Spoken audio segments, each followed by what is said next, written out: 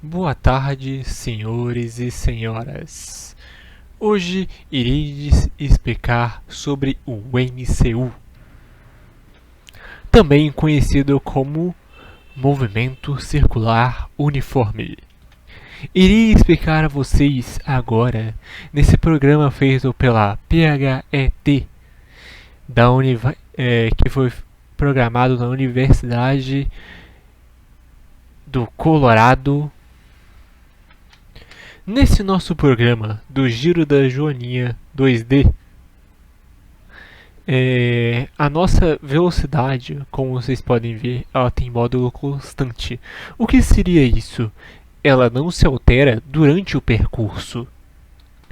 E também, o vetor da velocidade sempre fará um ângulo de 90 graus em relação ao raio da trajetória da aceleração ou da força centrípeta.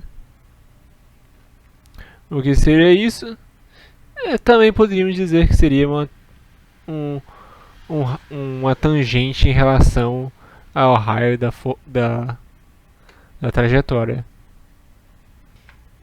A força centrípeta, que seria a força que permite a joaninha não sair de seu percurso, seria a força centrípeta, que diferente da centrífuga, a força centrípeta ela é uma força que joga você para o centro, e a força centrífuga ela joga você para fora do círculo, como nesse momento agora.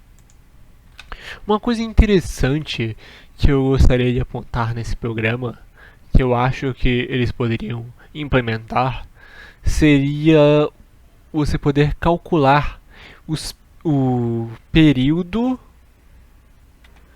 e a frequência que a joaninha faz esse círculo. E o que seria período? Período seria o tempo que ela leva para completar uma volta, que normalmente é medido em segundos. E a frequência seria o número de voltas que ela dá durante um certo tempo, ou por unidade de tempo, que normalmente é medido em Hertz, Hz ou por rotações por minuto.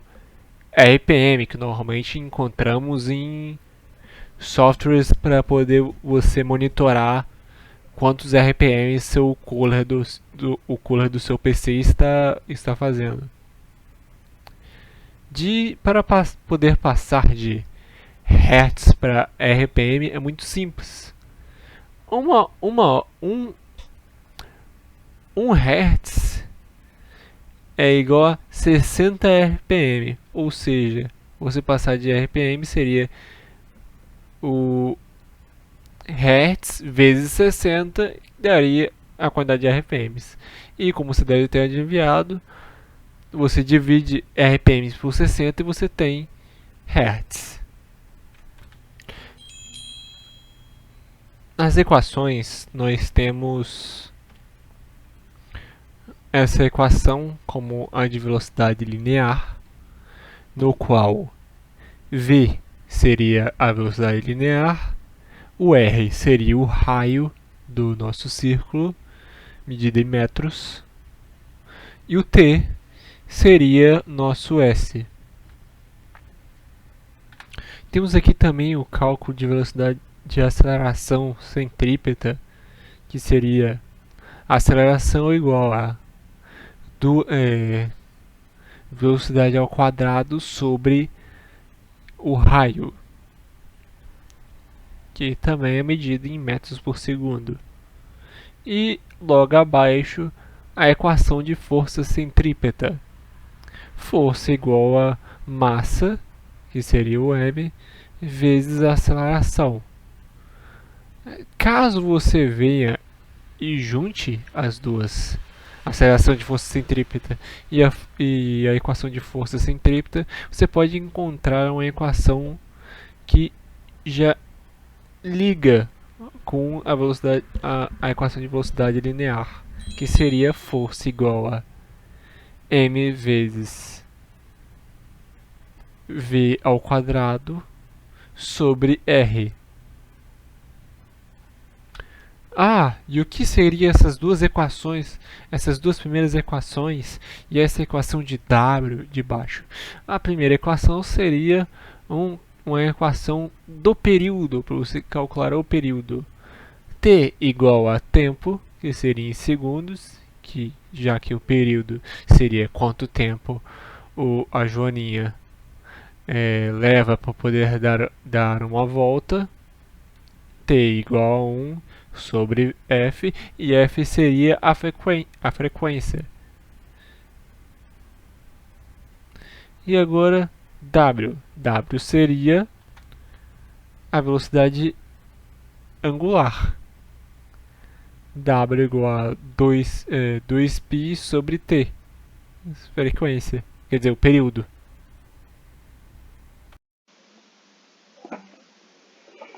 A primeira lei de Newton, também conhecida como princípio da inércia, afirma que todo corpo permanece em seu estado de repouso ou em movimento retilíneo e uniforme caso as forças que atuem sobre ele se anulem.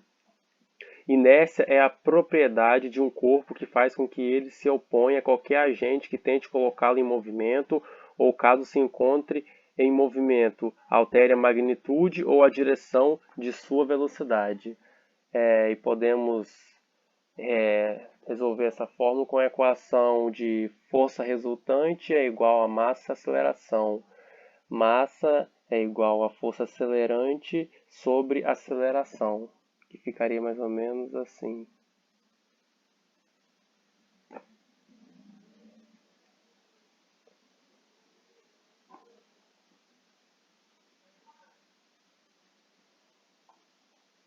Até o momento da parada total.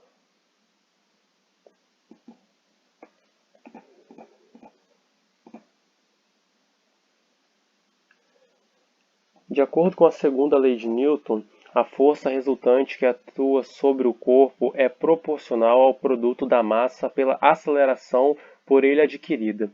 Essa relação pode ser descrita com a equação: força resultante é igual a massa vezes aceleração.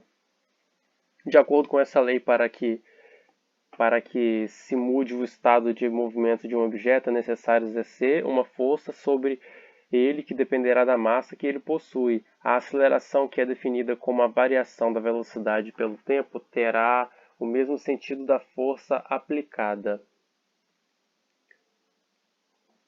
que também se encaixaria com a terceira lei de Newton, conhecido como a lei da ação e reação. Afirma que para toda força de ação que é aplicada a um corpo, surge uma força de reação em um corpo diferente. Essa força de reação tem a mesma intensidade da força de ação e atua na mesma direção, mas com sentido oposto.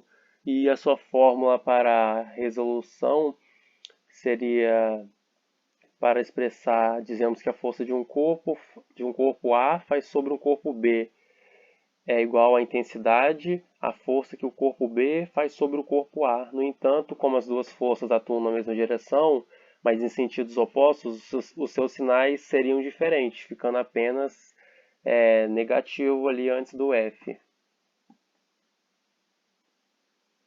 E a simulação ficaria dessa forma.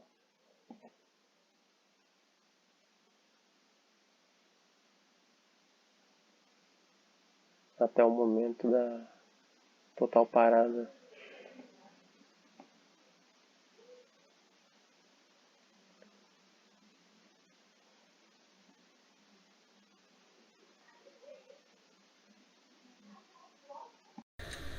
A energia mecânica é um tipo de energia que está associada à produção de trabalho e está dividida em duas energias, a energia cinética e a energia potencial.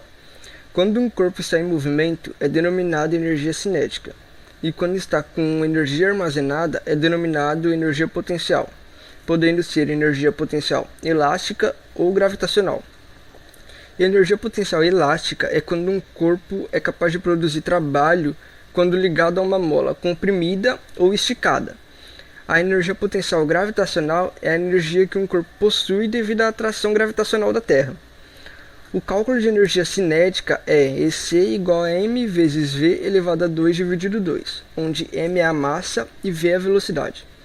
O cálculo de energia potencial elástica é EPE igual a k vezes x elevado a 2 dividido 2, onde k é a constante elástica e x é a deformação da mola. E o cálculo de energia potencial gravitacional é EPG igual a m vezes g vezes h, onde g é a gravidade, m é a massa e h é a altura. Nessa simulação, quem gera energia mecânica é o skatista. E podemos ver nesse gráfico que tem energia potencial gravitacional, pois tem uma atração gravitacional da Terra puxando o skatista para baixo.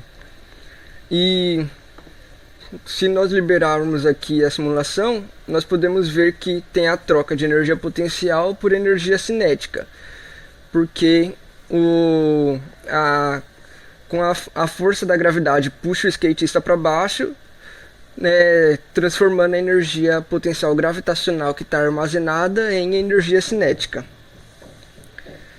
O cálculo de energia mecânica é energia mecânica igual a energia cinética mais energia potencial. E a unidade de medida dessas três energias é a mesma do trabalho, o Joule.